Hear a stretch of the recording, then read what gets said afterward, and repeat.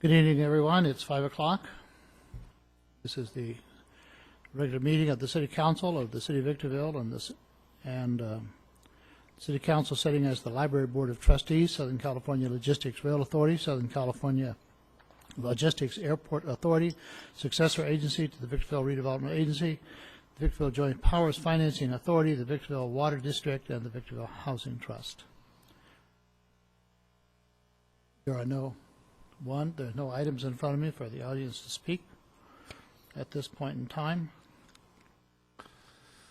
Thank you, Mayor Cox. We have two agendized closed sessions. However, we do not need to go in on item number A. We only need to go in on item B, which is real property negotiations pursuant to Government Code 54956.8. Concerns significant number of parcels immediately north of Southern California Logistics Airport. The negotiating parties are the Inland Energy Group and Doug Robertson, City Manager. And to the extent there is reportable action, we will report it either at the conclusion of the closed session or immediately preceding the 7 o'clock meeting. No further action required of the council at this time. We will adjourn to closed session. Interfund balance of $1 million.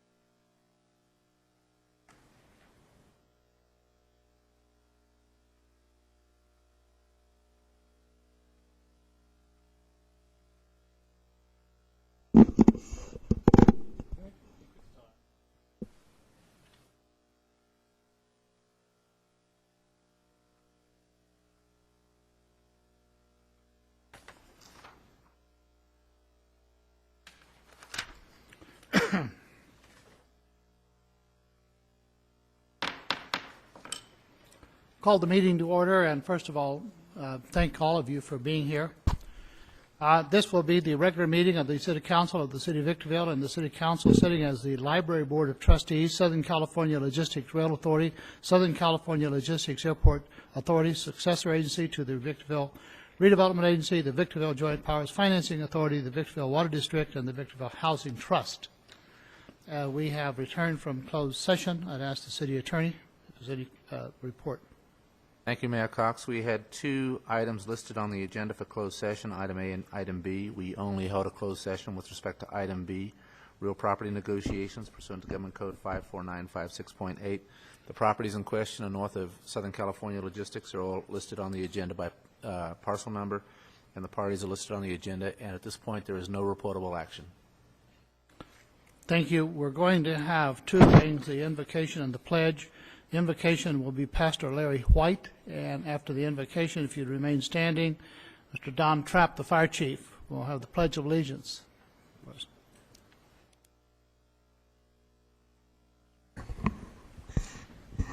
Would you bow your hearts and heads with me as we pray? Oh Lord, we come to you tonight, and we are so thankful for this great nation that we live in, and we pray your continued blessings over it. We're thankful for this state that we live in as well, and your continued blessings there. And then for this local community, the community of Victorville. And we pray, Lord, for your continued blessings here in Victorville as well. And I pray this. I thank you for these community leaders that sacrifice so much, their commitment to the people of this community, the late nights, the early mornings, their devotion and their labor of love for the city of Victorville. And I pray for each community leader tonight that you would give them wisdom to make great decisions on behalf of this city. Courage, the courage to make the tough decisions and deal with difficulties and challenges, balancing budgets and all the things that are before them. And then, Lord, I pray for each of our community leaders' families, that you would bless them, and that, Lord, you would keep them safe, their families, their grandchildren, their children, their mothers and fathers. Lord, that you would strengthen their families and that you would keep them healthy. In your name we pray these things. Amen. Thank you, Pastor White. Amen.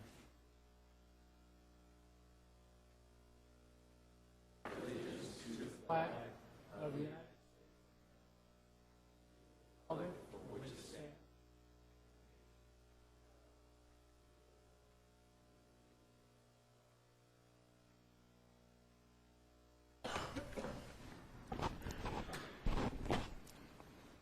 Thank you, Don. We have no presentations that I'm aware of. City Clerk, if you would present the agenda to the council. The City Council of the City of Victorville welcomes the public's participation in tonight's meeting. Persons who wish to address the council on a specific item or any item that does not appear on the agenda are requested to complete one of the white speaker cards located in the council chambers lobby and give it to the city clerk prior to the meeting. The mayor will call upon each individual who has submitted a speaker card. Pursuant to Government Code Section 54954.3, state law prohibits the council from addressing any issue not previously included on the agenda. The council may receive testimony and set the matter to a subsequent meeting. Comments are to be limited to 3 minutes per speaker or less as deemed necessary by the mayor. Communications are to be addressed directly to the city council. Individual comments to staff or members of the audience are not permitted. Any individual or group who engages in disruptive conduct during the meeting will be removed from the chambers by order of the mayor. Thank you for your cooperation. All documents to be considered for approval at this meeting are before the council. There are 2 revisions that have been submitted for tonight's agenda. One is for agenda item number 19 on the dais for the council and available to the public is Council Policy CP 83-3 regarding naming of parks and facilities, and a publication from the State of California regarding the naming of freeways, highways, structures, and other appurtenances in California. The other revision is in regards to item number 20. It's a supplemental staff report from the city attorney regarding the Red Flex contract. And those are all the revisions I have tonight, Mayor Cox. Thank you. Thank you, City Clerk. At this point in time, for the public comments to be addressed to the City Council, I have 3 cards. If you would like to address the council, I have 4 cards. Please fill out the card and bring them forward. I'm going to ask the individuals to address the council as I receive them. First would be Jim Pickett.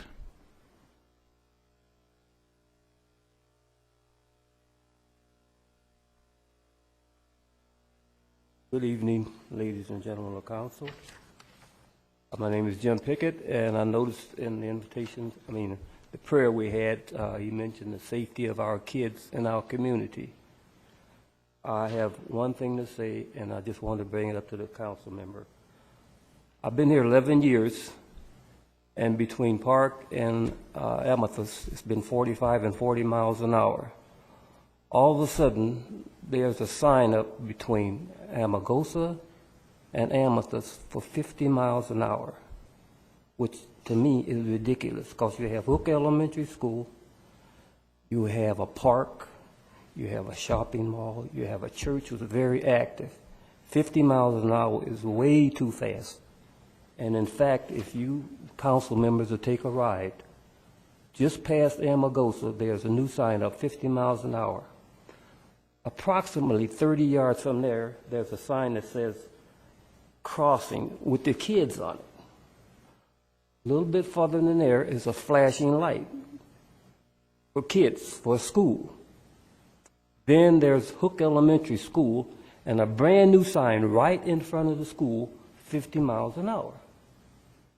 And then once you get on the other side of El Nevado, it's back down to 40. Also, in between Amargosa and El Nevado, there's a crosswalk, I think at Rosemead or something like that.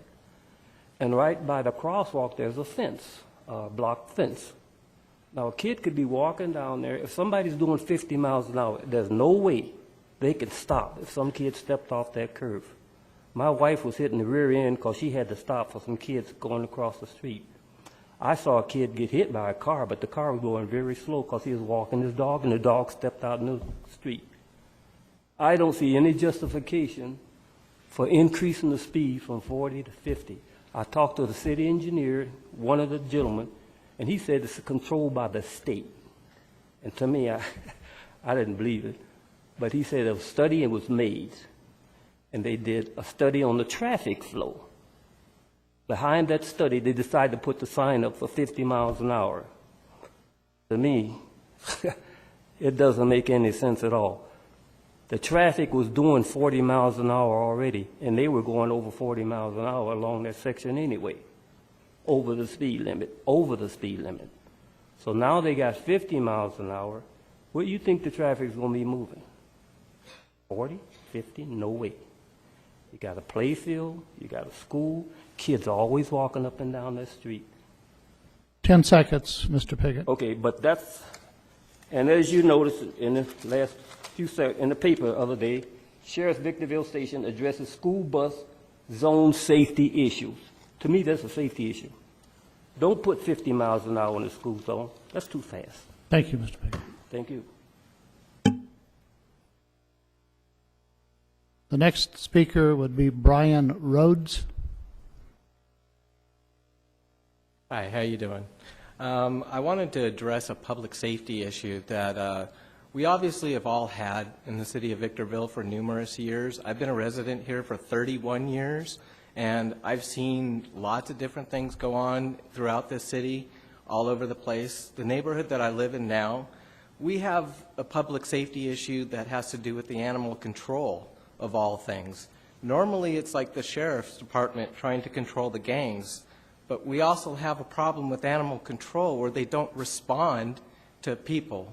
When we're calling them for emergency calls, even the sheriff's department has called them for emergency calls, and they're not showing up. And let alone today, I took 2 pictures of dogs running loose in my neighborhood on my street. And it's just not being taken care of by the animal control department. And we pay a lot of money in taxes for these guys' salaries and that, and their attitudes just aren't that good when they start telling people that, well, next time a dog goes to attack you, just carry a gun and shoot the damn thing. That is like the most asinine thing I've ever heard from a public officer. I mean, it's really ridiculous, and I think that the Animal Control Department really needs to be looked into by the City Council and the Mayor's Department on how they respond to emergency calls, even emergency calls from the Sheriff's Department. 5 million people were injured last year by dog bites. This year alone, 6 people have been killed in the state of California from dog bites. It's something that's getting a little out of control, and I think it's time that the City Council would please look into it and see what kind of operations how they're handling their calls. Thank you, Mr. Rhodes. I responded in an email to you before I came in here tonight, and that has been under study for about 4 days now, and we're waiting for a report. You'll hear from the city on this. The next individual, Mr. Al Catillo.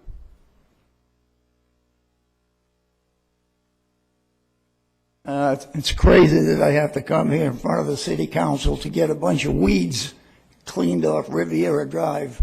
I've been trying for 6 months. I call the Public Works because most of it's on sidewalk, but the sidewalk is dirt. It's still city property. The code enforcement, whew, I called them 3 times, gave them the right address. The guy calls me up, and of course I gave him the address across the street, and you got to look because it's a vacant lot. He calls me up. He says, I went over there. I didn't see no weeds. I said, what's the address? He had the address backwards after me giving it to code enforcement 3 times and Doug's secretary, and she got him on the ball real quick, and he had the wrong address. And I told him there's something else going on that you better take care of right away. That's a lot more serious. He goes, what are you saying? I said, oh, what the hell am I dealing with here? And I just gave up. Anyway, that's how hard it is to get something done in my neighborhood. My neighborhood is like the forgotten neighborhood. The city never does a damn thing for it. And them people have been paying taxes there for 50 years to the city. Also, the 4-city thing getting together for the police department and the laboratory was my idea. I presented it to the city council several years ago. The only one that was here was the city attorney. None of the other people were here. And then I even went to Hesperia. I had a meeting with Rita Vogler about it, and she liked it. Nobody wanted to deal with the city of Victorville at the time, no matter what. The city of Victorville was like poison. I called Apple Valley and told them about it. They liked the idea, but they didn't want to discuss it. But that was my idea, good or bad. And you guys have to figure out how to make it work. If you can make it work, it's a great idea. If you can't, at least I gave it a shot, but I want you to know that was my idea. Thank you. Thank you, Mr. Castillo. The last card that I have is Mr. Dennis Morris.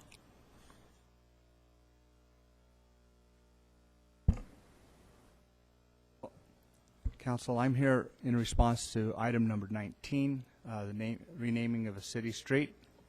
And Would you like to hold your comments until we get to 19? that'd be fine. Sure. Okay. If someone will remind me when we get to 19, Mr. Morris wants to speak on that item. Thank you. That's all the cards that I have. All right. We have Library Board of Trustees, consent calendar, item number 4.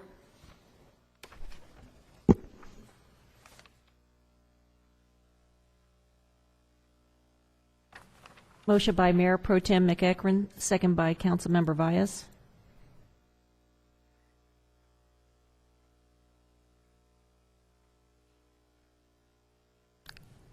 Agenda item, Councilmember Vyas, may I get a vote from you on that item? Thank you. Motion carries unanimously. didn't mean to get in front of you. The next item, I believe the next will be item 5, 6, 10, and 15. Is that? I believe that's correct, sir. And who's going to make that presentation? Tonight we have a presentation from Ken Alamam, who is the partner with the audit firm that did our audit this year.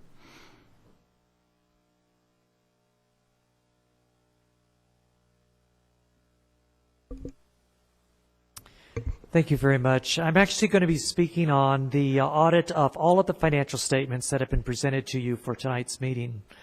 And so, if that's okay, it's not an appropriate time to do that. Thank you very much. And so they're going to bring my presentation right up on the screen in just a few minutes. So we've completed your audit of the financial statements of the City of Victorville and all of the major component units of the city. And I want to make a few comments about the financial statements themselves, because that is the focal point of the annual financial statement audit. And the first thing I want to point out is that in fiscal year 2011 and 2012, there were major financial events that had a significant impact on the financial statements of the City of Victorville and its component units. The first thing I want to talk about was the statewide dissolution of redevelopment agencies throughout the state of California. That action by the state of California required that all of the redevelopment agencies be dissolved and that the assets of those dissolved redevelopment agencies be moved into a fiduciary trust fund to be held on behalf of the other taxing entities which would receive the distribution of those assets. Previous to this dissolution process, redevelopment agencies were included within the financial statements of the cities in California because the city council had governance authority over those redevelopment agencies. The movement of these assets into this fiduciary trust fund, pending the payment of all obligations and the liquidation and distribution of assets, created what the accounting standards required to be reported as an extraordinary loss in the financial statements for the movement of those assets to that trust fund. Every city in California that had a redevelopment agency had that experience, and all of their financial statements, if they had a redevelopment agency, reflect this extraordinary loss, which is essentially moving restricted money from the city's financial statements to this trust fund, pending the distribution of these assets to the other taxing entities pursuant to state law. The other major event that there's three other major events that I want to comment on that had a big impact on your financial statements. One is that in fiscal year 2011 and 2012, there was a significant reduction in the expenditures of the city's general fund. And also I wanted to point out that in fiscal year 2011-2012, the fund balance of the city's general fund increased rather than decreased, as had been occurring in prior years. And then finally, 8 months after the balance sheet date of the financial statements that we're providing to you, the city received $54 million from the Carter and Burgess settlement that was received last month. All of these events had a major impact on one of the things that is required to be considered during the audit process. Auditing standards require that the audit firm include language in his opinion on the financial statements whenever there is substantial doubt about the ability of the city or the entity reporting to pay its obligations as they become due for a 12-month period following the balance sheet date. Due to the significant reduction of the general fund expenditures and the city's receipt of $54 million in 8 months after the balance sheet date, the opinion for the 2012 financial statements of the city do not contain this language.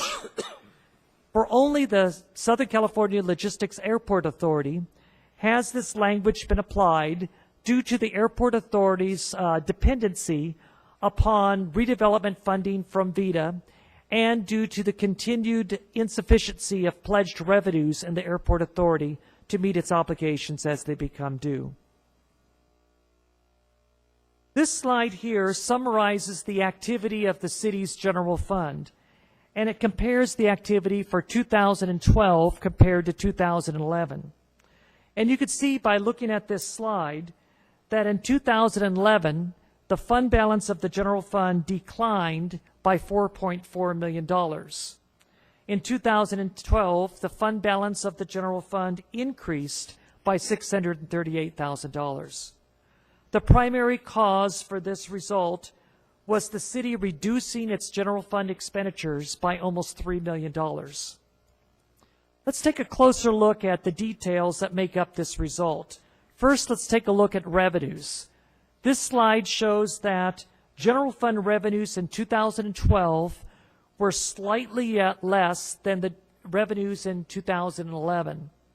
In 2012, declines in license and permit revenue and intergovernmental revenue were almost completely offset by a $5.5 million increase in tax revenues for the general fund.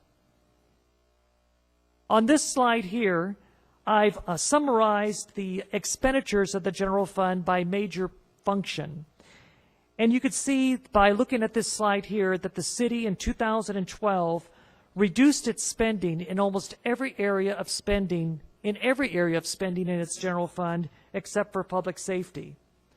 This resulted in 2012 expenditures coming in at $2.9 billion less than general fund expenditures in 2011.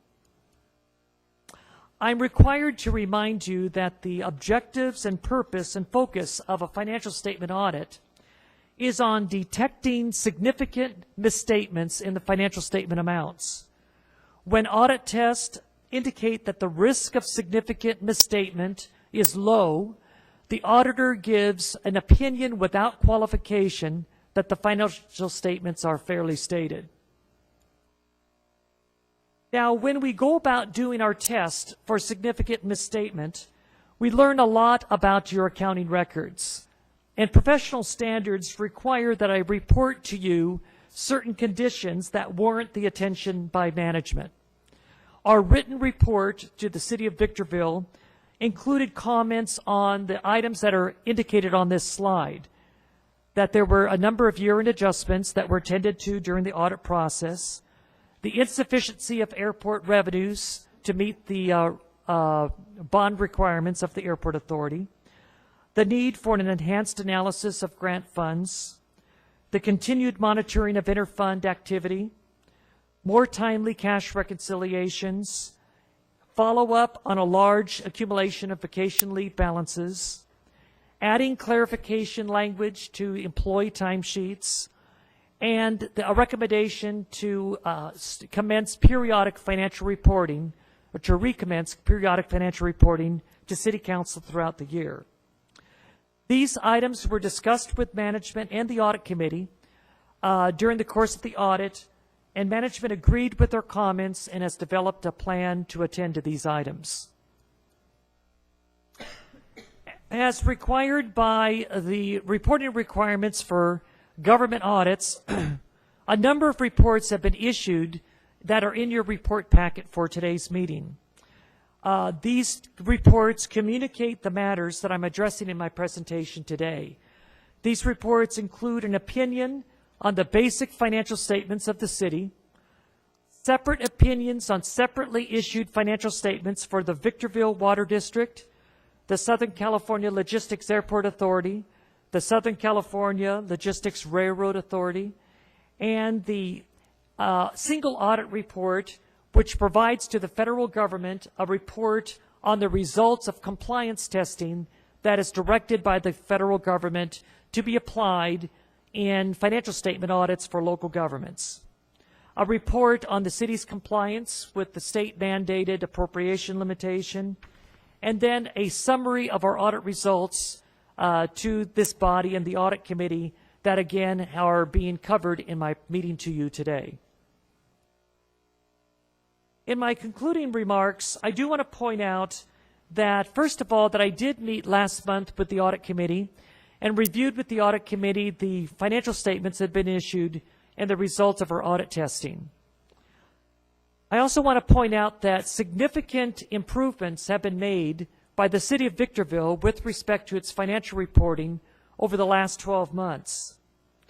This year, in this year's basic financial statements, there has been appended to the basic financial statements a section that is called Management's Discussion and Analysis.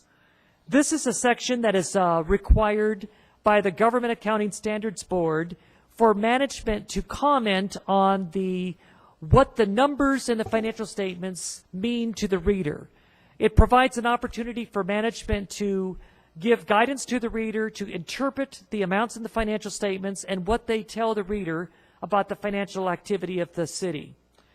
This information is prepared entirely by the financial management of the city and has been included in the financial report.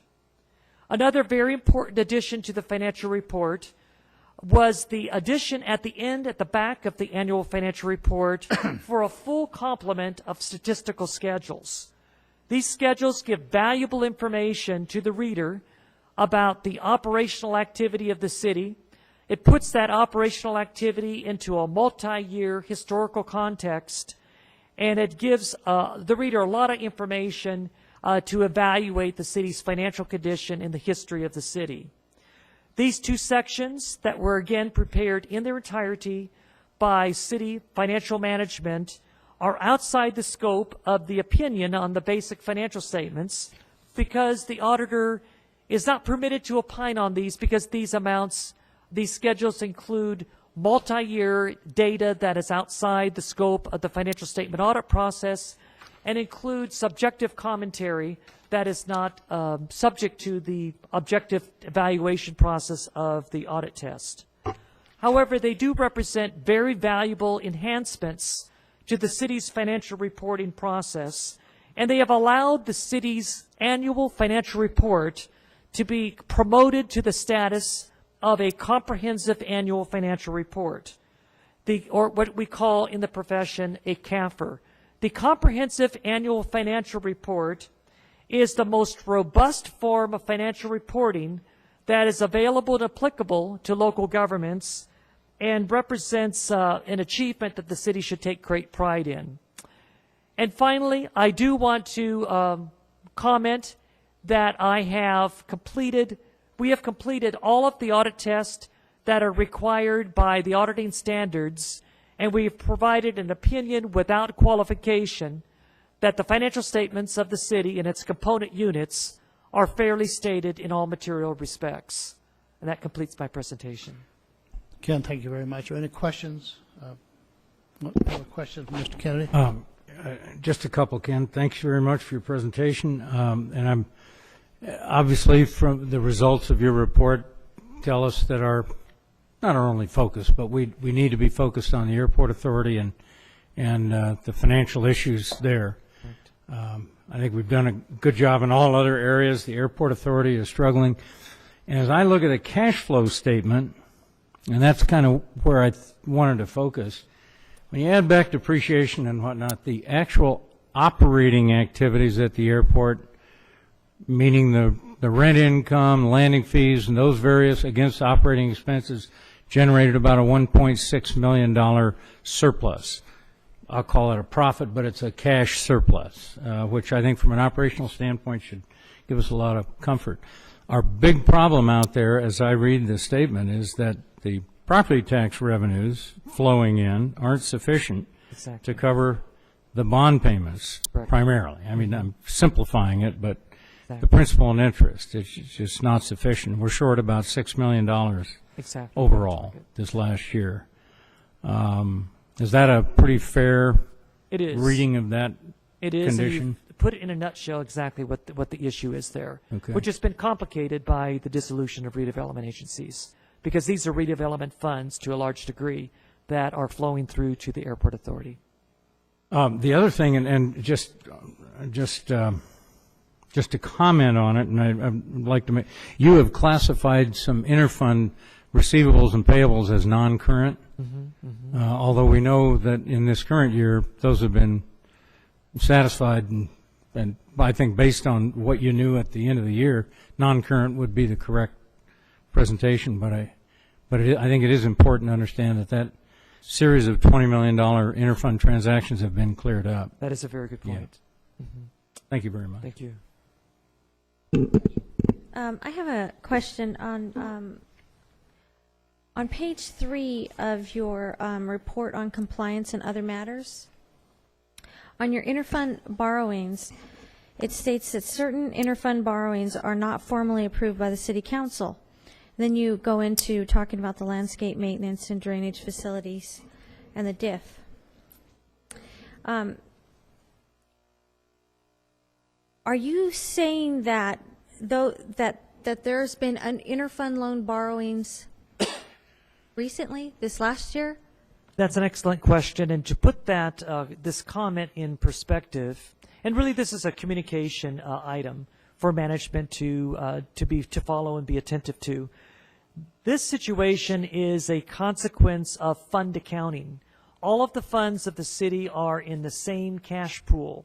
And so when one fund has negative cash, the accounting standards require that we recognize the reality that when one fund has negative cash, it is really borrowing from other funds of the city and the funds that have cash.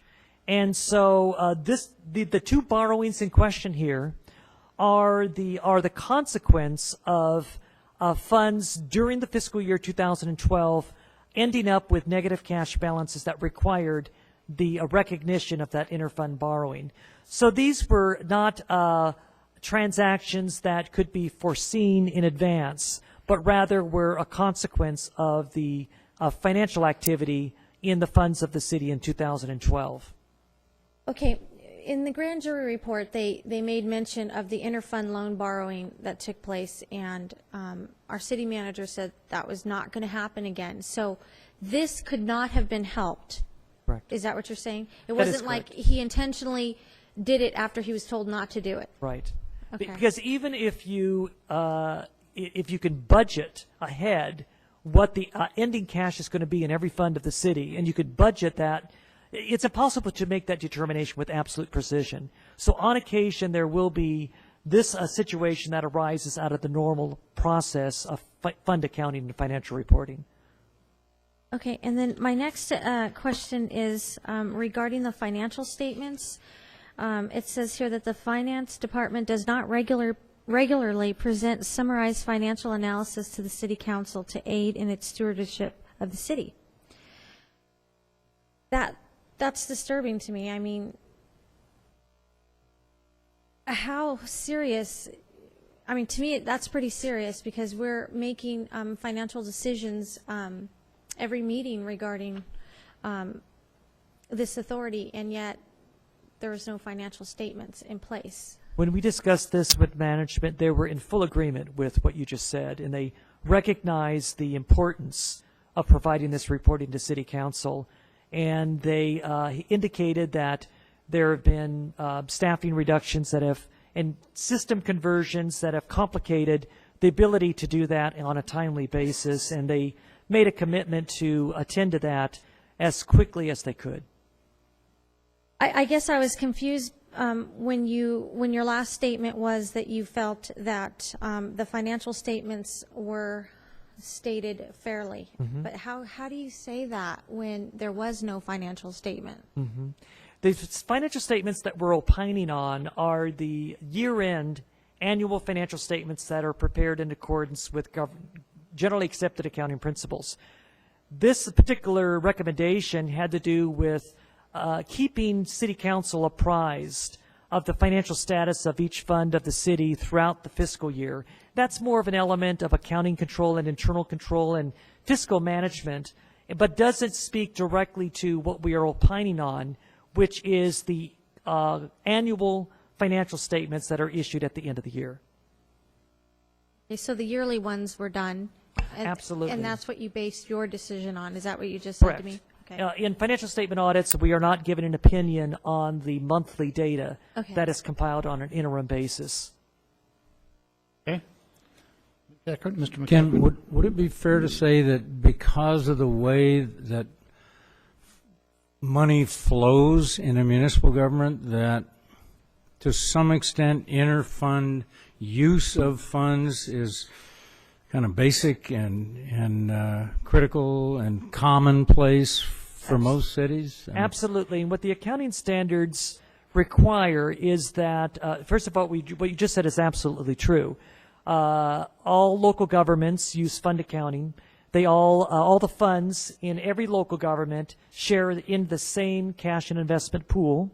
And what the accounting standards require is accountability with respect to that activity. It requires that the financial statements recognize when that sharing and presence in the same pool results in interfund borrowings. And it requires that that be recognized, disclosed, and then monitored to ensure that those funds are repaid in a timely and appropriate manner.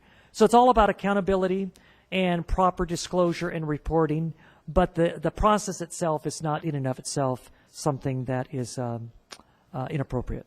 Yeah, so the water district is receiving money every month and paying bills every month. That's an even flow, but the city gets property taxes twice a year. Good point. Two big chunks. Uh-huh. And sales tax comes in, what, 4 times a year?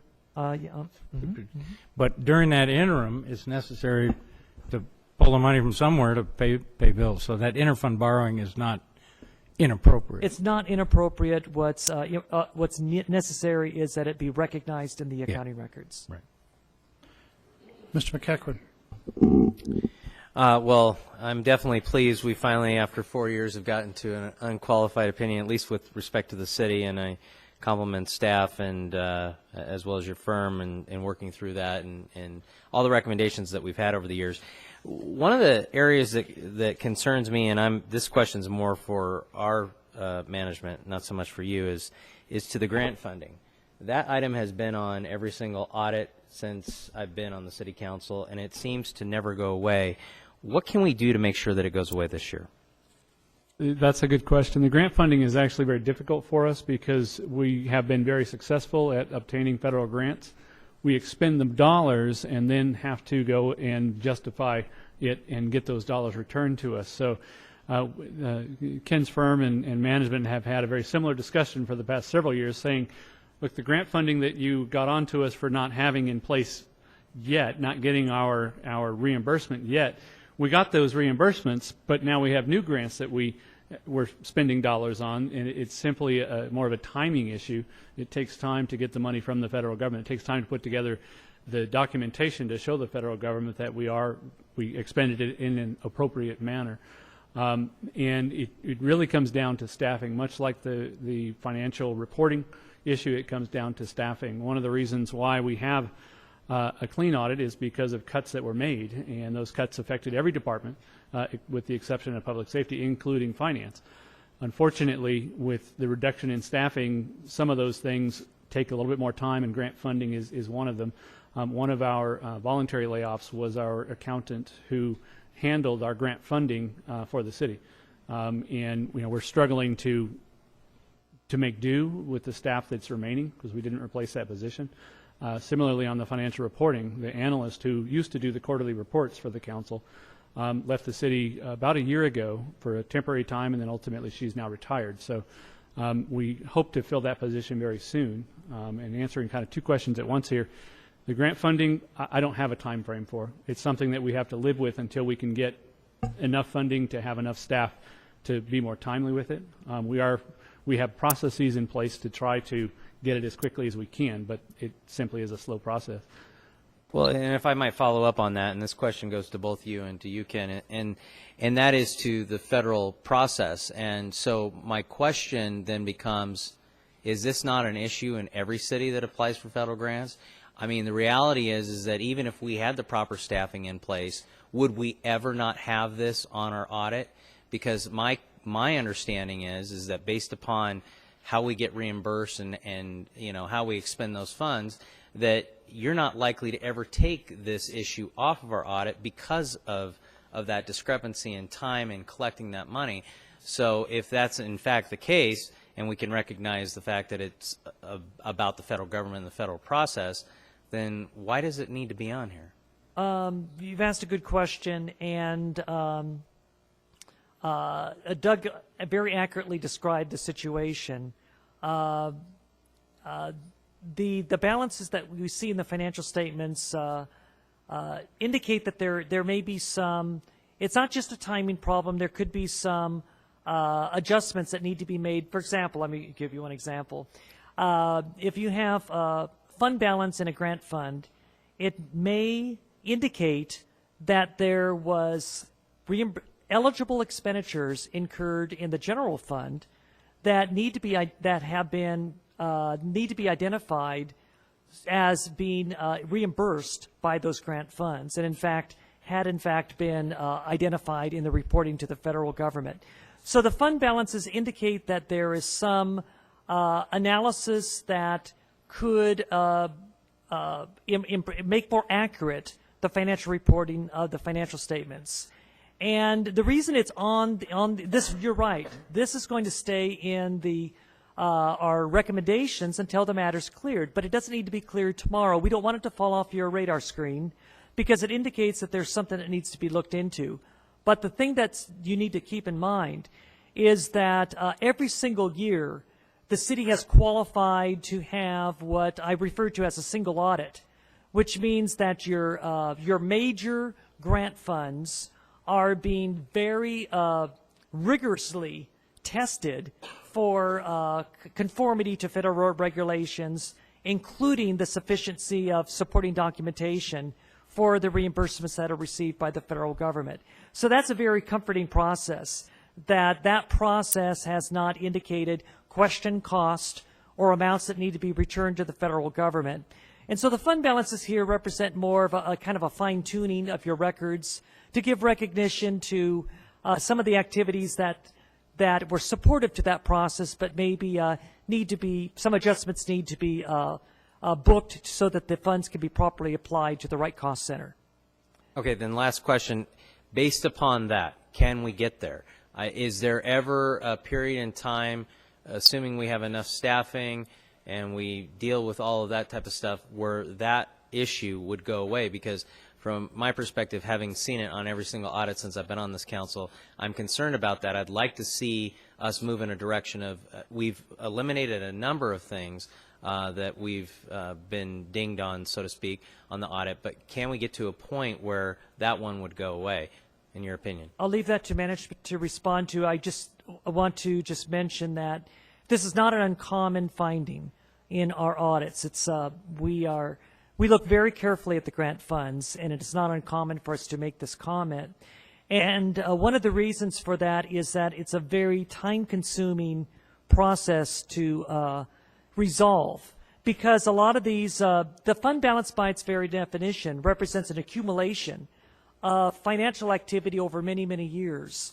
And it takes a lot of staff time to analyze that activity. I think it needs to be done, but I do think that the city needs to set the appropriate priorities and line this up in there in line with its available resources. I don't want it to fall in the cracks. I want it to be recognized, but I do want management to make the appropriate decisions in terms of what is the most important objective to be attended to first. Ken, you read my mind.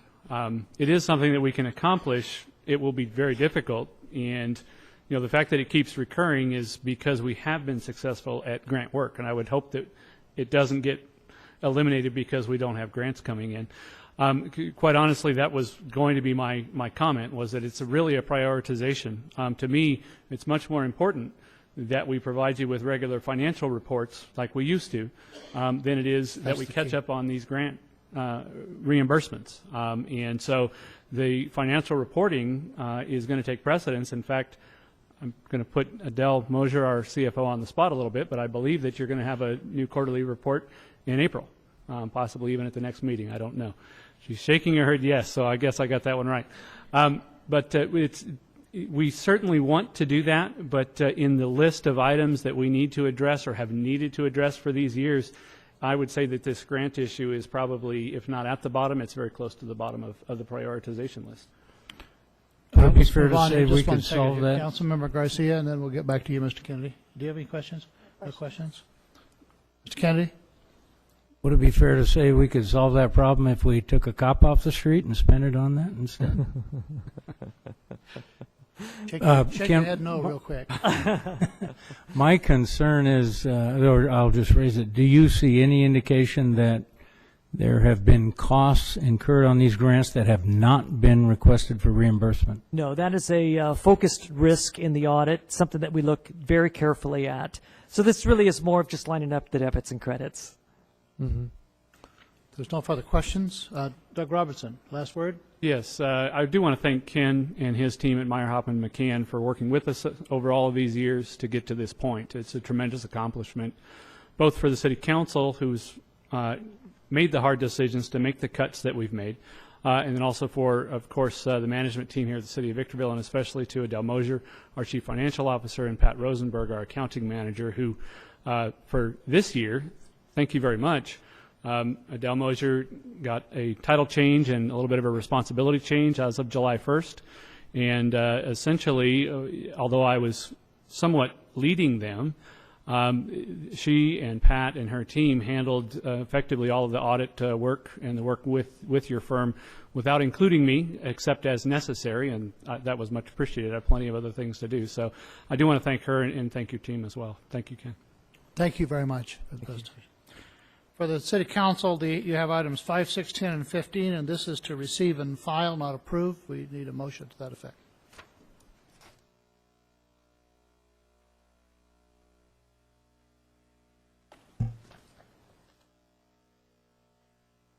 Motion by Councilmember Kennedy, second by Mayor Pro Tem McEachron.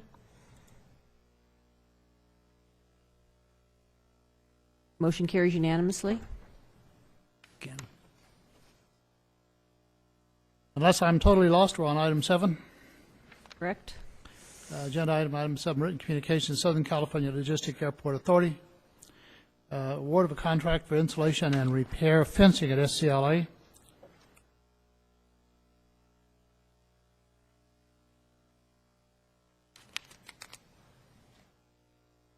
Motion by Councilmember Vyas, second by Councilmember Kennedy.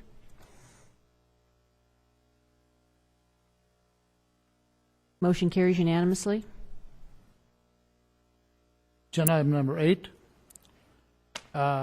This is project CC13-054, award for aircraft rescue and firefighting truck equipment. This equipment for the accessories. This is not the truck itself.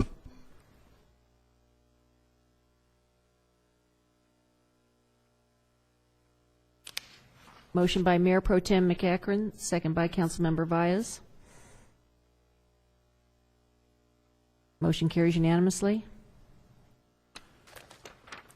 Agenda item number 9, ground lease agreement by and between UNAVCO, Inc. and SCLAA.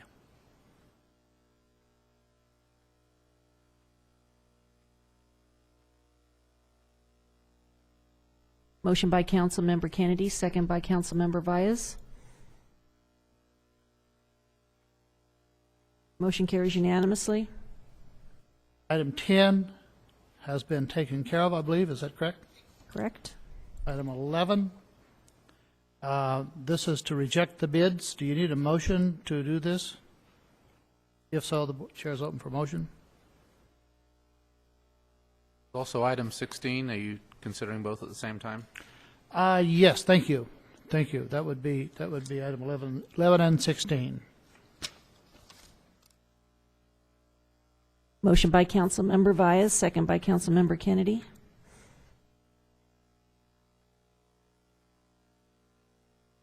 Motion carries unanimously. Agenda item 12, under the Victor Valley Water District, written communications. General service agreement with Zinner Performance Water District staff. Mr. Mayor, I have a question on this. Sean, I know from my water district days that the Victor Valley, the old Victor Valley Water District customers are on the AMR system. Are all Baldy Mesa customers on that system now? Is everybody in that? Not yet. In fact, this is a multi-year program where we would be, actually at the end of this contract, we would be almost at the 50% of the combined district. When do you think we'll have everybody on it? I think there's another 2 years in the program. Thank you.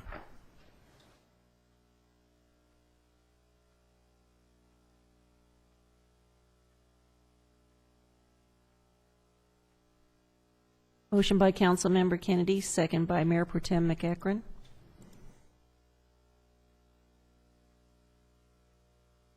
Motion carries unanimously.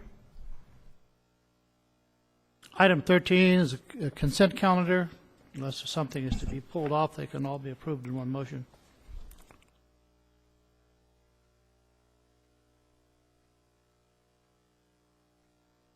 Motion by Mayor Pro Tem McEachron, second by Councilmember Vyas.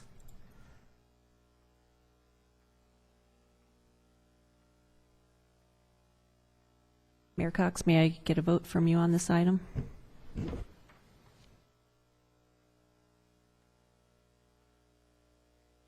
Second. Motion carries unanimously. Item 15 has been handled earlier. Is that correct? Correct. Item 16. We need to do This- 14. Yes, item 14 needs to be acted on. This has been, wasn't this in conjunction with another item? That was the housing. 14. 14 is consent Consent calendar. calendar. 14 was consent. We had two consent calendars in a row. Oh. The Housing Trust consent and then the That's City what Council happened. consent. Okay. All right, 14. I was running down the road by myself. Motion by Mayor Pro Tem McEachron, second by Councilmember Vyas.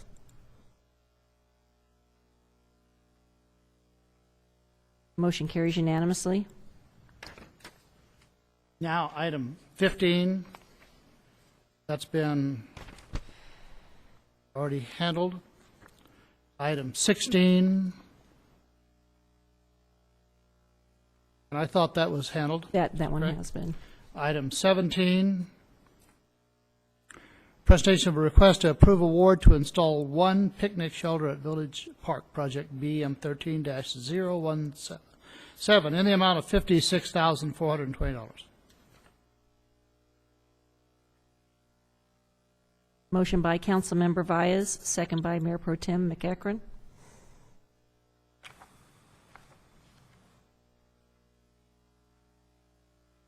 Motion carries unanimously. Agenda item number 18, amended and restating a loan arrangement by and between the City of Victorville on behalf of Development Impact Fee Fire Fund and City of Victorville Development Impact Fee Road Fund. It's a restatement of loan agreement in lieu of a promissory note.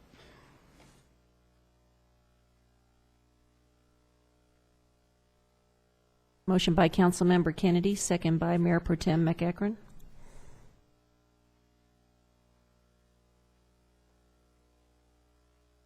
Motion carries unanimously.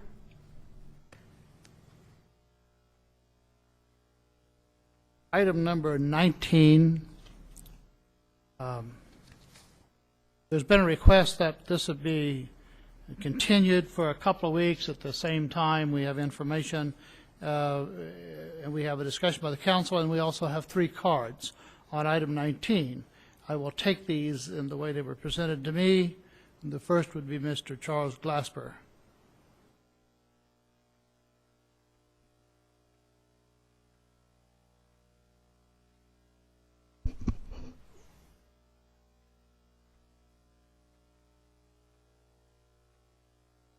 Good evening. Good evening. Council members. I come before you, as I did the last time, expressing a concern and asking for your input and action on the overpass. Now, I see in the bulletin there it says street. I don't think we were asking for a street to be named. After Dr. King, it was the overpass that's under construction at this time. So it's also been brought to our attention that it seems like there is some confusion as to who is in jurisdiction over this overpass. After reading the excerpt you have in the attached to the agenda, it seems like that I guess the apertures and the structures and everything else is falling under the Assembly's guidelines. But we were led to believe, after talking to one of the Assemblymen, that if the city is responsible for the maintenance of that particular portion of the construction, then the city would have the responsibility of doing that. So we're kind of confused and a flux or whatever right now, and we would really like to find out, after reading the paper this morning, that there is a lot of confusion about this request. So we would like to know just where we stand on this right now. What do we have to do? I think we've already met with the city manager. 4 of us met, had a meeting on the 6th, and we were informed that a resolution was being composed and was going to be sent forward. It doesn't seem like that's going anywhere right now, based on what we read in the paper, and also the confusion about who's in charge of this. I have 2 other speakers. You have some good questions. Mr. Doug Robertson, would you care to respond? I would love to, actually. Yeah, we met, had a good meeting, and I indicated at that point in time that based on their request, I would be bringing a resolution to the City Council at the April 2nd agenda in support of their efforts to ask the state legislature to pass the law, the bill, whatever it takes from the state legislature to name the interchange in memory of Dr. Martin Luther King, Jr. Since that meeting, we heard from Assemblyman Donnelly's office, I think actually through your group, Charlie, that they believed, after talking with both Caltrans and Sandbag, that it was actually a city issue because the city would be providing the maintenance. That was different than what Mayor Pro Tem McEachran had heard, who actually sits on the Sandbag board. So we asked for the actual Caltrans policy, and it very clearly states that the interchange for the type of signage that you had were requesting would be up to the state legislature to approve. So I think going to either the assemblyman or senator is the appropriate way to do that. And the appropriate way for the city to support that would be either through a letter or through a resolution. My intent was and still is to bring that resolution or a letter to the council, give you the option, I guess, on April 2nd. Since that meeting also, I had heard from Mayor Cox that he had some input from other community groups suggesting that there were other groups of people as well as other individuals who are also deserving of some kind of honoring within the city of Victorville. Based on those two issues, which the one I think we've resolved since it's been put on the agenda, but the time the agenda was about to be posted, Wednesday actually of last week, I asked the city clerk to re-agendize the same item that was here 2 weeks ago. So if you notice it, actually you'll see the date crossed out in pencil, simply because there wasn't time to write a new agenda item. It was simply, look, apparently there's some more public input that needs to happen, which is healthy, and also at the time we needed to find out some final resolution as to whose responsibility it was. Based on those two things, I wanted to bring it back to the council for further public discussion, further council discussion, and also to make sure that the direction that I'm pursuing is clear, and that is what this council is looking for. The direction, as I recall it from 2 weeks ago, was to meet with the group. In fact, at the end of the meeting, Councilman Kennedy drafted Charlie into the group and to somewhat lead it, as I recall. Charlie tried to blame me for that at the meeting, but that was you, Councilman Kennedy. And to find out what it was exactly that they were interested in the city assisting them with, and I've done that. We actually had a conversation right out there in amongst those seats that got a lot of that work done. We had the meeting, we discussed the options, and I'm prepared to move forward if that's the direction of the council. So, Well, for clarification, my understanding is that this interchange is under the jurisdiction of Caltrans, and for this to be done, the city council would have to agree to make a request to them. Honestly, I think it would be better for the city and better for the community to make the request and for the city to support it. There's some question, if the city were to request it, would the city then be on the hook for buying the signs, changing signs, doing all the sign work that's really a state responsibility? Actually, if I can speak to that, I actually got an email this morning from Sandbag to make sure, and I'm more than willing to provide that to anybody here on the dais as well as public, that if the city does do this, we will have to pay for all the signage from south of the interchange, north of the interchange, to change everything that Caltrans has already done. They've already ordered the signage for that interchange, and so they wanted to make sure that I was fully aware, and this council is fully aware, that that would be a cost borne by the city.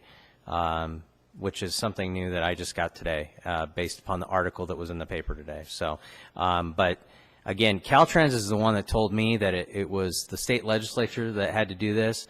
I don't know why or who told Assemblyman Donnelly that we could do it. Theoretically, we can name the bridge whatever we want, but you won't get the signage on the freeway. At most we might have some signs on the bridge, but there would be virtually unseen. So it has to be the state legislature that passes a bill. It has to be the governor that signs it, and it has to be the state that pays for that signage, because this city doesn't have the money to pay for that. So it doesn't matter whether it was Martin Luther King Jr. or we were naming it after someone that formerly sat on the city council. We can't name it after Mayor Cox. He's still here with us. That's so I mean, that becomes the issue. All this signage is not cheap, as I'm sure you all know. And the interesting thing was, Ryan sent me a copy of that email, and we're not talking about changing any signage, changing anything about what's already been ordered. It's simply, and the closest one that I can think of is at the 210-15 interchange. That's the Bill E. Leonard interchange, and it's simply a very respectful green sign coming from either direction that simply says Bill E. Leonard interchange. It's not big highway signs on top of the bridge, beside the bridge, anything. It's simply a mention, and that's what Charlie and the group of concerned citizens and I have talked about. Okay. Much simpler than what I think Sandbag was thinking we were talking about. Well, I think this is put on the agenda because there's continuing dialogue, continuing questions. We ought to keep everybody informed. It'll be on the agenda again. There'll be additional information. Hopefully we'll get all the answers before final decision is made, but as Councilmember McEachran said, he just got an email this morning. New information is going, but we'll all be equally informed by the time we get to make a decision. Okay, let me tell you what I personally feel about this particular request and the action that we're asking to be taken. First of all, I don't think Dr. King would want a big hoorah between the citizens of this Victor Valley about putting a sign up in his honor. That's number one. And what I feel after reading the Daily Mess this morning and what was in it, I feel like that's what's in the low current brewing, and I don't want to see that happen. The other thing is, I think that we live in a very diverse part of California. Victor Valley, there's no little pockets of blacks or whites or here and there and all that kind of stuff. We are very diverse communities up here. And I think that it would honor him if we all got together and sit down and push in a very diversified manner to make this happen. I don't want to see a lot of adversity going on about this overpass. I think if he were to come back and he would say, put it on hold, forget it, I don't need that type of recognition. This man was for unity throughout the world, as well as stateside communities and anything else we can think of. He was all about, let's get it together. And I don't know if there was ever a request before we requested this to be done. I think now it seems like it's an adverse action coming on just because of who requested it and who is for. And I don't want to see that. I don't even want to be a part of it. So if we can't get this together, because the last closing of your council, I think everybody, just about everybody up there thought it was a great idea. Thank you, Mr. Glasper. What we're going to do is continue dialogue with you. My understanding is you're kind of the point person, and that's who I hope the dialogue continues with. You are in contact with all the players. We appreciate your comments. The next individual is Cheryl Perkins.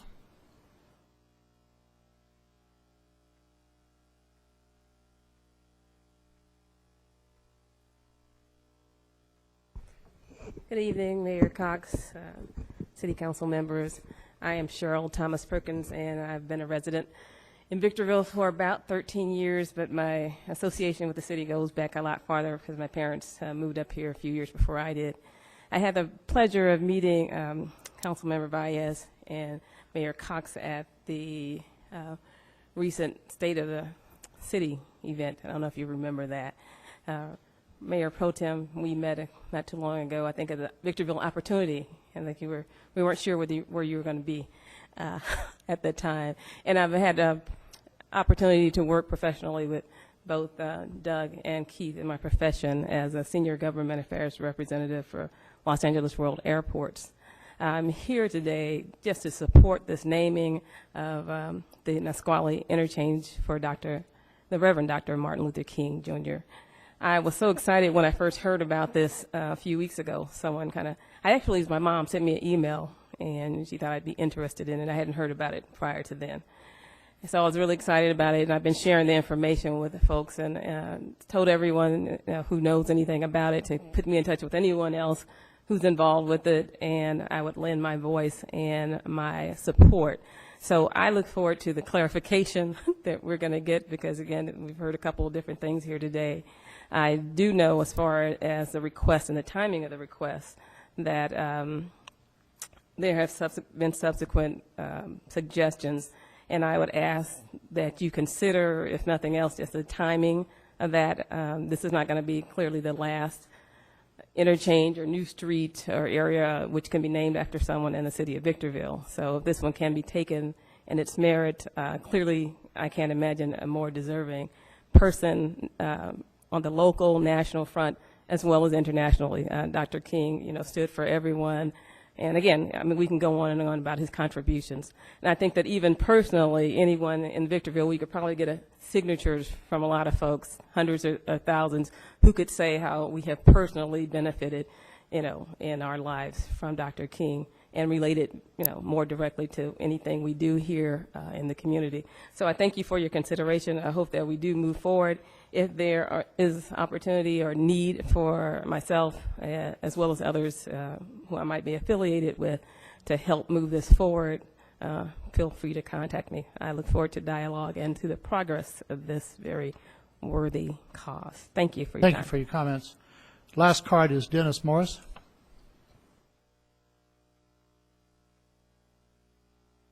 Council, thank you for letting me speak. Regarding the interchange, Nisqually, La Mesa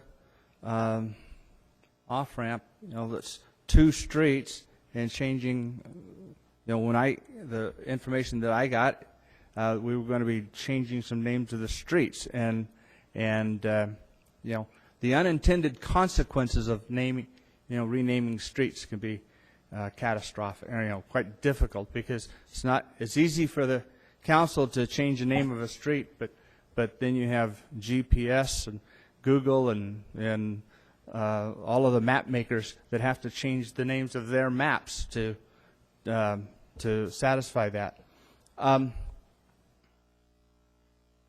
I would like to encourage the board on this matter, naming an interchange, or get the will of the people, bring it to the vote of the people. That's my recommendation. Thank you. Thank you. Thank you for your comments. The council doesn't anticipate having any kind of a long discussion on this tonight. I can tell everyone that we've had a lot of input on this. We have a lot of interested parties. I think that the council that you're looking at is extremely sensitive to these kinds of situations. We absolutely want to move forward to resolve this issue if we possibly can, with no one's feelings getting hurt and everyone being heard. On the other hand, we don't intend to eliminate anyone. We cannot afford to take the chance of eliminating somebody in case of somebody else or choosing between deserving peoples, and this is making our job extremely difficult. But that's why we're here, and we do appreciate the input, and unless one of the council members has something to add, I think we will have this back on the agenda as we progress on this. And if there are comments, I know that the comments that are coming to me, I'm forwarding to the city manager. I want everybody to understand that the city council places us on the agenda for a discussion because we cannot and will not meet privately to discuss this.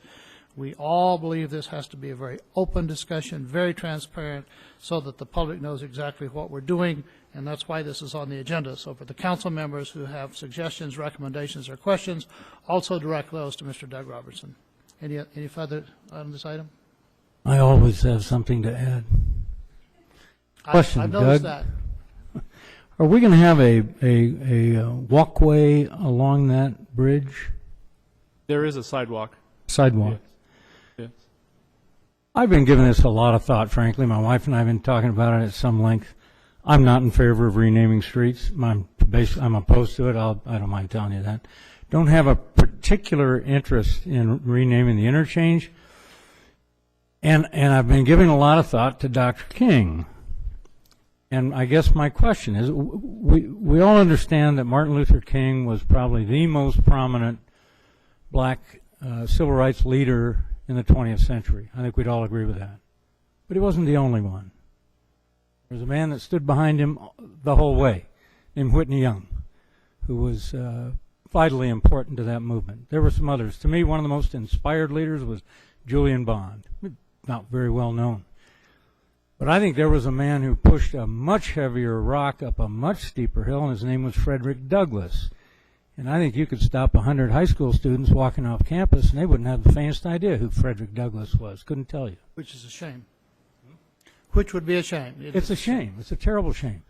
Booker T. Washington, that name is sort of familiar to people. I doubt anybody knows he was one of the great intellectuals of the 19th century and first president of Tuskegee University.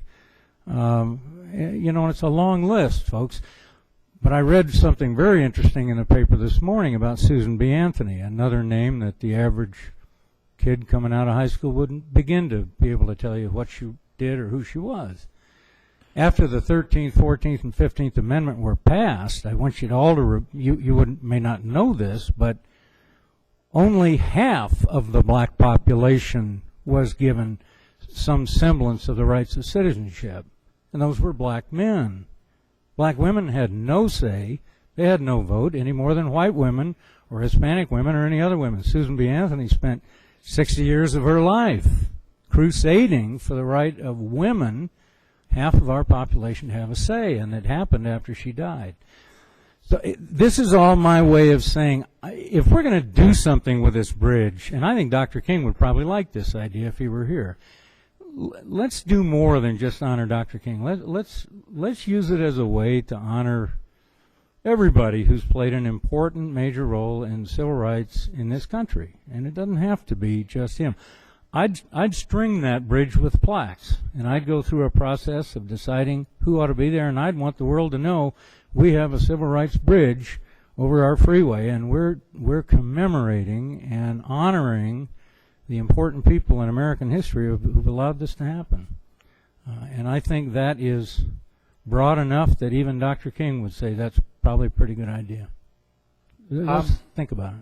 Thank you for your comments. I had asked that, I knew there was a council policy someplace because the city council years ago had grappled with using individuals' names for naming streets or parks, and that was occurred in policies adopted CP 83.3 back in 1983.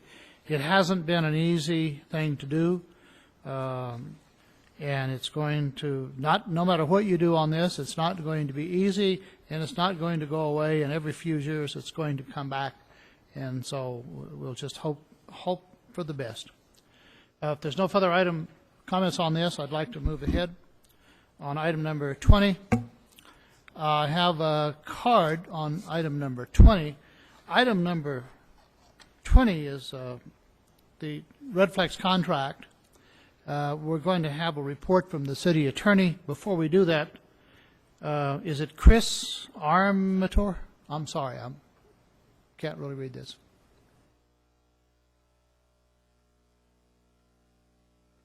Mayor and City Council members. My name is Chris Armington. I'm a traffic safety educator. I'm sorry, would you pronounce your last name, please? Chris Armington. Okay, thank you.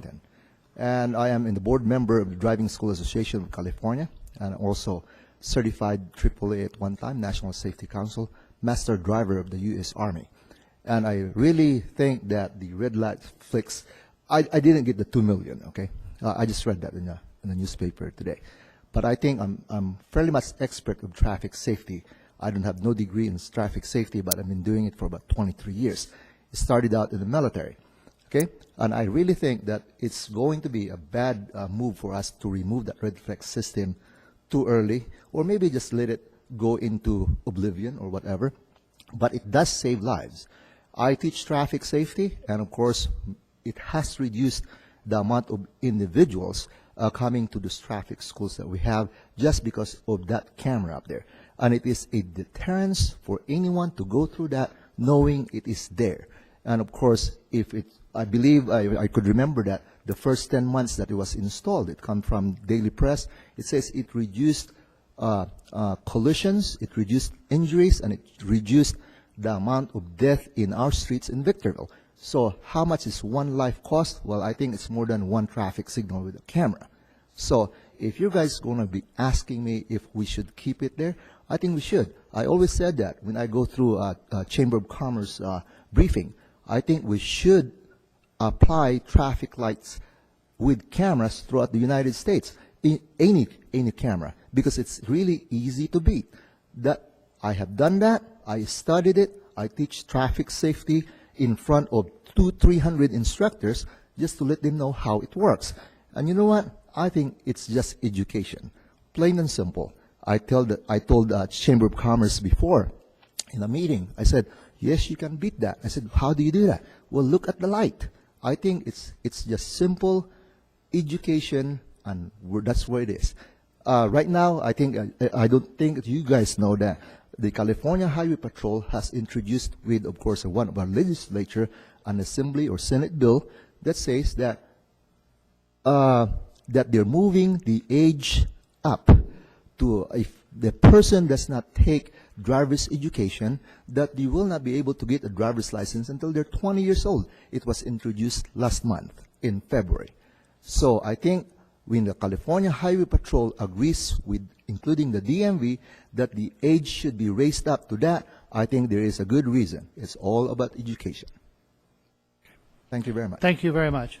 That's the only card I have on that. The city attorney has submitted supplemental information, and I'd ask Audrey DeBortnowski, the city attorney, to speak on this item at this time. Thank you, Mayor Cox. At the request of the council, we looked into the issues that arose out of articles concerning the Redflex contract in Chicago and allegations that certain individuals associated with Redflex had actually bribed council members in Chicago to get the contract. We researched that information, and there are problems with that contract. However, as of this date, Chicago hasn't terminated their contract. What has happened is Redflex has done an internal investigation, has fired several of their key personnel related to the bribery charges, and as far as we are aware today, there are still no charges filed. As to how that impacts our contract, we have a contract with Redflex that runs through March of 2015. We reviewed the terms and provisions of that contract, and the activities that occurred in Chicago would not give us any grounds at this point to terminate. We have the ability to terminate for cause, but there's no reason to believe that what has occurred in Chicago is happening with the Redflex individuals in California. One of the things potentially that we could do, as I point out in my memo, is we could ask for further assurances from Redflex with respect to their ability to continue to perform, and I suspect they'd be willing to give us that. What most of the communities have done that have voiced opposition to the Redflex transactions has been to wait until the contracts expire and allow them to terminate and not renew them. And in fact, that is what the Chicago outcome looks like, will be the likely outcome in Chicago. They have indicated, the mayor has indicated their desire to let it terminate and then not renew it. So as it stands right now, there's nothing to indicate that we would have grounds to terminate the agreement for cause. And no doubt if we try to terminate it, I suspect we'd be in litigation. We certainly can wait till it expires, and you have no obligation to renew it, but that'll be a decision for this council. Thank you. Any questions from the members of the council? Any comments? I'm going to make a comment on this. At the time that I came back and got familiar with the Redflex contract, I talked to the individuals who were enforcing the traffic in the city of Victorville at that time. And one of the things that bothered those individuals, as well as the people getting the tickets, was the amount of fine. And I was surprised to learn that even though it occurs in the city and it's in the vehicle code, it's set by the state legislature, and it's a tremendous increase in fines from just a few years ago, which gives the appearance that the legislature is simply trying to raise money. I have never seen any studies that indicate that because you increase the fine amount that it made it any safer, although I suppose it could be argued. I'm still looking for those statistics. I'm also concerned that it seems to me that I would be willing to request the legislature to look at the amounts of these fines because they appear to be excessive, and I think that's borne out by the fact that many people who get a ticket and go before the judge, what I'm hearing, and I've never been in the courtroom, that those are being substantially reduced. The judges are looking for compliance. They're not there to raise revenue. hooray for them, but I think that they recognize that these fines are outrageous too. So I think there's some other things that we might want to do. We belong to the League of California Cities. I am concerned what the other cities are doing. But in every case where we've had individuals to come before this council and have indicated that they're going to file class action lawsuits and on and on and on, they've lost. So we have the last one that's coming before the California Supreme Court. That will settle the argument one way or the other, and then it becomes a decision of what the council wants to do. If they're ruled that they cannot be used, that will void our contract automatically, if I understand this correctly. And there may be some formalities that we would have to go through in a few days. If they rule that it's valid, then the next question would be, we also have a valid contract, and what will the council do when it's up in 2015, Mr. Attorney? 2015, correct. 2015. So we'll just have to wait and see. And if I might add to your comments, you are correct that right now pending before the California Supreme Court is the case of People versus Goldsmith, and that will decide whether or not the standards for evidence to be provided and or required in connection with red flex violations. You mentioned correctly, if the court comes down and finds that the evidence is inadmissible in a court, that would give us grounds to terminate our contract immediately. I have just been handed a card requesting to speak on agenda item number 20 from Mr. Samuel Lee.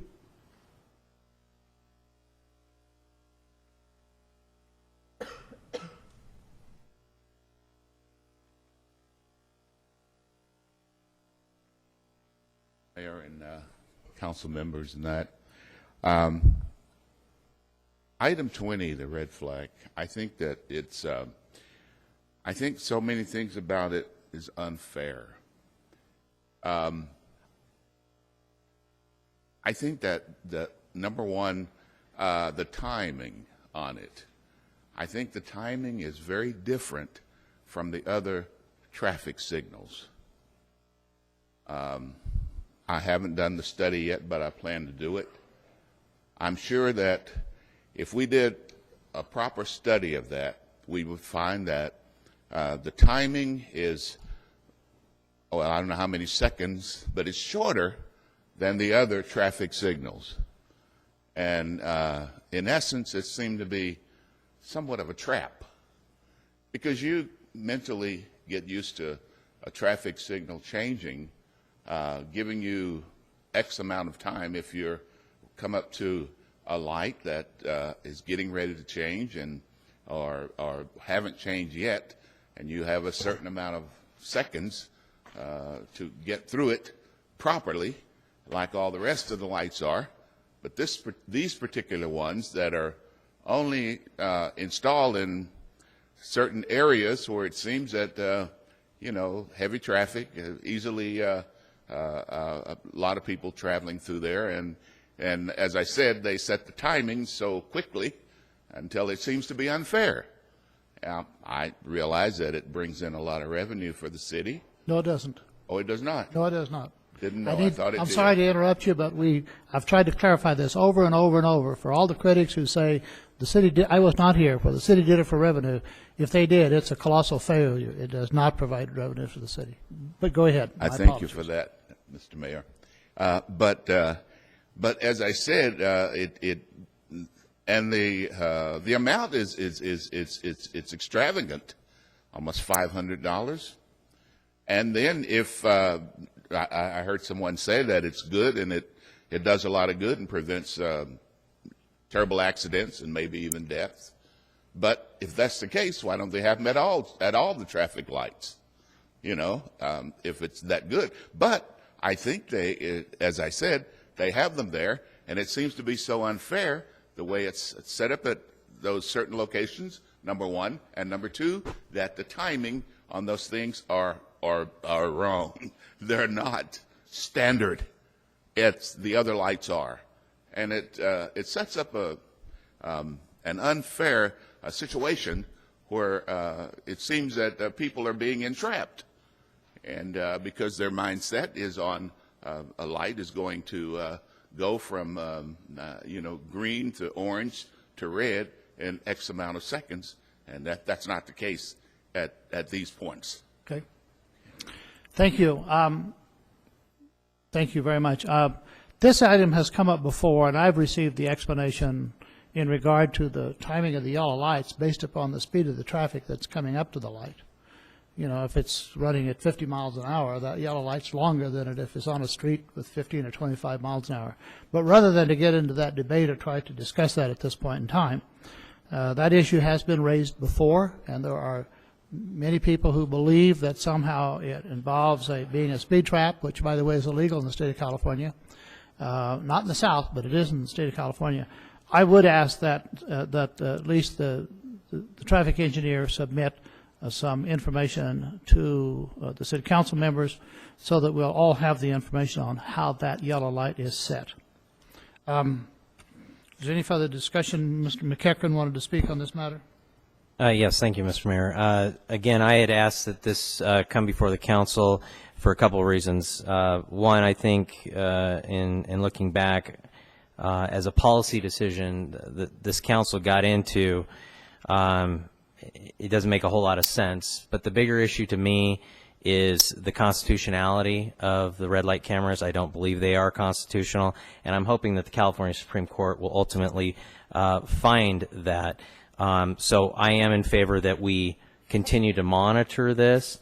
But the bigger reason I brought this up, and I asked that this be agendized and the council have it before us, is because this is the very issue that we have been so scrutinized on before by members of the public, the grand jury, and for us not to even discuss it would be you know, flying in the face of those recommendations. So the fact of the matter is that it's well documented. Redflex has actually admitted to wrongdoing in this case, and so for us as a city who has a contract with this particular company, not to discuss it, not to continually monitor it, would be the wrong thing to do. So I'm not, you know, I understand that we have a contract that it would be very costly for us to get out of. It's not my desire to see the city incur those particular costs, but I do think we should monitor it. I do think that if anything does come down that for whatever reason allows us to get out of it, I'd hope that our city attorney and his office would bring that to our attention and let us know. Absolutely. In fact, we got the e-brief today, as it was, from the Supreme Court indicating that the briefing has now been completed, so oral argument is going to be the next thing before the Supreme Court. We'll let you know as soon as there is a decision. Any further comments? How long do you think that would take? It depends on the Supreme Court schedule. They have a lot of discretion as to when they're going to hear this. The fact that it's been fully briefed, it's probably on their calendars right now, and I'll try and get you an update if we can get some kind of date as to when they expect to hear the oral arguments. And then once it has been argued, they again have time to render their decision. It could be months. Do we have a cost of what it would cost to terminate the contract? Back in 2010, when the contract was modified to take out the approaches that weren't beneficial to the city, we attempted to put some numbers together, and the unfortunate thing is that there is no clause that allows us to get out of the contract, say, for convenience. Typically, a contract may have a clause like that. They would call it termination for convenience. There's no clause. So essentially, we could terminate the contract and go into some kind of negotiation or lawsuit, but ultimately Redflex would have a starting figure of their anticipated revenue, their anticipated profit on the cameras. They do make something on the cameras. I don't know how much they make. I know that we don't enjoy any revenues. That wasn't the intent of the program. So I don't have a number for you, but it would be effectively however much they would make between now and June 30th of 2015 would be, I think, their likely starting point. And I know the answer to this, but I want the city attorney to explain to the people that we don't have control over the judges that don't uphold our constitutional rights. Can you explain that to the public? Because I get a lot of angry constituents that are very angry. They think that the city controls the courthouse. And I try to explain to them that we have nothing to do with that and that they're only going to go by what the Supreme Court says. Right, and that That's the typical separation of powers. It boils down even to at a state level. The judiciary is responsible for interpreting the laws. They look at the laws of the state of California and things like this, and they will be the ultimate determination as to whether or not this is constitutional. All of the challenges to date on Red Flex have been as to the evidence, and the argument is that when you get the ticket, you as the person being fined don't have the opportunity always to question the person that's basically charging you with the violation. To date, they have been upheld by every court that it is not a violation of the Constitution, but that is the challenge that's before the Supreme Court right now at the state of California. All of the decisions to date have been basically Superior Court decisions. Some courts have thrown out Red Flex decisions based on the inability of the person getting the fine to question the person that basically puts the system into place. It's very similar to the radar. You know, if you get a radar ticket, typically the officer has to show up in court and has to testify that the radar was calibrated and everything was in order. Here the difference is that basically the courts have given some deference to the Red Flex process already being calibrated and in a court. You're absolutely right. It's the California Supreme Court that will be the ultimate decision maker on this and determine whether or not they are constitutional or not. So basically, if the alleged violator, is savvy enough in the law, they could get off on their tickets by just making the argument that they don't have a right to face their accuser. And again, that will depend on the court, because a judge is, depending on which way the judge has ruled in the past, he may agree with them or disagree with them. And then that person's option is to appeal that decision, and ultimately that's what's happened with the Supreme Court case. And we don't exactly we're trying to recover financially from the past and the economy, and we just, is it fair to say, Doug, that we don't have any spare change to throw around for a legal fight? And That is very fair to say, yes. If we did, I suspect you'd have other priorities. right, and that would be keeping our police on the streets. Exactly. And you can probably anticipate, I would assume Red Flex would try and litigate heavily because they'd be concerned about this being precedential for other cities. They have contracts with numerous cities throughout the state of California and throughout the country, and they don't want to try and lose any of these cases. So for those of you who have been ticketed, you just got some free legal advice, so use it. You know, there is another fairness issue in play here, and I've talked to two prior chiefs, our local captains. I haven't talked to Sam about this, but the sheriff exercises a considerable amount of authority to throw out tickets himself or his deputies when it's a close call. Or there might have been justification that the view of the light was blocked because you were behind a truck. I mean, there have been a number of those kind of cases. So if you think it's an unfair ticket, the first place to go is the sheriff's office. I'm getting a head nod from Sam, so I think he would agree with that. And you should also check the evidence against you to make sure they actually have the picture of you, that the license plate is correct. A lot of tickets are getting thrown out because that evidence is not there. You know, if it's not a clear picture, they're not going to proceed with the ticket. And I think a lot of times that they're hoping that you just come forward and pay the ticket. So, pay All right. attention. Thank you for your comments. I'm sure that as evidence comes forward or the decision comes out of the California Supreme Court, this will automatically be agendized, and you will all hear about this as it occurs. Agenda item number 21. This would be for items for the upcoming City Council agenda. I think I started on the right last time. We'll start on the left. I don't have anything. McEachran. Yes, I had the opportunity to speak with Councilman Leonard from Hesperia today. He and I have had discussions about having another joint meeting since we have new councils regarding the Bear Valley Road off-ramp, on-ramp.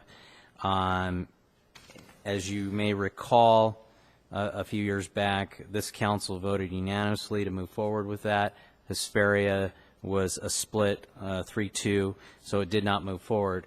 But he believes that Hesperia has a new desire to relook at that. So I'm asking that the council consider scheduling a joint meeting with the Hesperia City Council to discuss the Bear Valley Road off-ramp, on-ramp. Question. On the northbound side, sorry. Do we need any report from the city traffic engineer, or do we need the traffic city engineer at that meeting?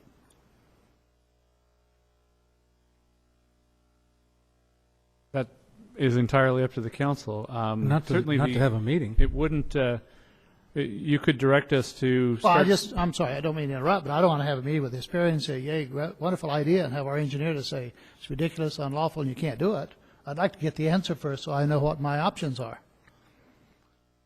We could certainly agendize that for even April 2nd. There's enough information available from the last time that this was studied for the city engineer, director of public works to provide information to the council. Wouldn't take any study work at all. I don't want to hold up the meeting, the proposed meeting with Hesperia. I think, yes, we need it, but I would sure like to be briefed by our staff first. Can we? We can put it on at the April 2nd meeting. Okay, Doug, do we need to have it agendized, or can we just have the engineer submit the information to each of the council members? I think it would be better to have it agendized. All right. So the agenda will be put Council together, members agree? well, filed Okay. tomorrow. So we'll make sure that it's on for April 2nd. So there's no, literally, this was discussed, 2 years ago, 3 years ago? Yeah. So there's no new information. So this Okay. would be just refreshing information that's already been shared once. All right. Other items? Ms. Vice? I have some. I have 3 of them. This week is the National Sunshine Transparency Week, and it's an organization it's called California Forward, and they're trying to bring awareness to transparency in government and how important it is for the people to get involved. And I think with Victorville's past, that it would be a good idea to try to get more involved with this. And I had a former resident, I think everyone knows him up here, Michael Stevens, that's right. He was a former PR for MWA, and he retired to Arizona, and he was telling me about his city in Arizona that has this Sunshine Review transparency checklist on their websites. And basically it has all sorts of information that people can access and just be completely transparent. And it takes a while to get to where they're at, but it just shows that we're getting there and growing in that direction. And I thought I would like the city to agendize this, to consider getting involved in this transparency checklist for our city. Objections? Yes. We'll forward this information to our manager, city clerk, and have it agendized. Okay, and then also I would like maybe a report on, I guess it would be a report from our city engineer for the speed limits that have been increased, and it just kind of disturbed me if there were schools there and that sort of thing. If we could just get a report and why this occurred, and and if we think it's safe, and what we can do to change it if we need to keep the kids safe. And then and also I just wanted to also acknowledge that this was the second time we had community members come forward and talk about animal control issues. So maybe if we can have a report or a presentation to see if we can help with resources in that department, or if we're lacking in that department, and how we can help the people be safe and make sure that the dogs aren't running and roaming free. And then the last thing I wanted to ask for was were you all okay with that last one? I want to speak to both of those when you're finished, if you can. Okay. Well, we got to do it, because go ahead, do it now. Well, I do. I also want to see that report from the city engineer, because I know that you have to do the traffic studies, the 90 percentile or whatever it is now, and I haven't read the law recently, and anything else is arbitrary, and it can be thrown out and constitutes speed traps. And so he doesn't have any choice about what he sets the speed limit based upon the study. I think it's really important that he give that information to the council. We have an open discussion so that the public understands that we have no authority whatsoever to arbitrarily set a speed limit in this city. Even if really it's needs to be even discussed. if it's unsafe. That's not our determination. It's The study actually determines the safe speed. It does. That's the purpose of the study. Purpose of the study. There's no way we can appeal it. Well, we'll talk about that. Yeah, I'm sure we'll there must be some agendize ways it, that we can, but this is one of Mr. McGlade's favorite topics. So we'll all look forward to a lengthy exciting presentation from him on the 90th percentile speed studies. Okay. And then the last thing I would like to agendize is a presentation on the grand jury's findings and our response, and if we have completed everything. So I think we're almost coming up on a year. I think it's almost a year. Has it been a year? We're coming up on a year. Well, a year would be June 29th since they issued the report. We're about 6 months away from our response being filed with them. Oh, okay. So we haven't responded to that. No, we responded. Past, yeah, oh, I was we're gonna about say, 6 months past when we responded to their report. And I would just like to see where we're at, and if we've completed that or what we need to do still. Okay. Okay. I think it's a good point. I've been asked about that, and I have neither read the city staff's response, nor the grand jury report I did read, but I didn't see our response, nor have I seen their response to our response, which is normal by all grand juries. So I'm looking forward to any information you have to be presented at a later time. There was no response to our response. That's why you said that. Maybe they were so impressed by it that they decided to just move on. Mr. Kennedy? No, nothing. I have nothing. Last item is in item 22. Any reports from the staff or the council members? And this time I'll start to my right. Mr. Kennedy? No. I just wanted to say that there is nobody on this council that voted in those red light cameras, just for the record. We're just trying to clean it up. McEachran? I heard you voted. Never mind. No, I didn't vote for him. Councilmember Garcia? I wasn't here then. That's what I always say. I wasn't here. Doug, do you have any items? I have a couple of announcements. Number one is we got some unfortunate news today. Part of our budget that we discussed back in June with the City Council was monies that the state had, I term it stolen. I suppose they probably don't call it that. Vehicle license fees that are should come to the city. It's about $460,000 annually to our revenues that the state stole last year. The League of Cities has sued the state, and recently, in fact, this morning, we got notice that they have lost the lawsuit. We were hopeful that we would get last year's $460,000 and this year's $460,000. Although knowing the state, we didn't budget for it, so thankfully it's not an impact to our budget short term, but long term it means probably close to $500,000 that we don't have that the state does have, and I believe that it's ours. The league is looking at appealing that Superior Court ruling, but based on their last few lawsuits the league's been involved in, I'm a little bit concerned, to be honest, about their success or lack thereof. Another item, Macy's had their soft opening, the charitable event, and tomorrow morning tomorrow is their grand opening. The ribbon cutting is at 9:45. If you haven't shopped there enough, come on back out. We love that sales tax. And then lastly, it's spring cleaning time. I was given this memo, and I'm not going to read it. It's fairly lengthy. Community Cleanup Day is coming up April 13th. For anyone who wants to volunteer to help clean up our city, get a group together. You need to contact the Solid Waste Division by March 28th to receive a T-shirt with the sponsors' names and the thank you from the city on it. Anyone who's interested can call City Hall and be directed, but if you have your pencils out, the number is 955-4817 to volunteer for that. Thank you, Mr. City Manager. And thank all of you for coming tonight, being patient, and hopefully you've learned something from these proceedings. We will do our best to keep you informed. This meeting is adjourned. Thank you. Good night.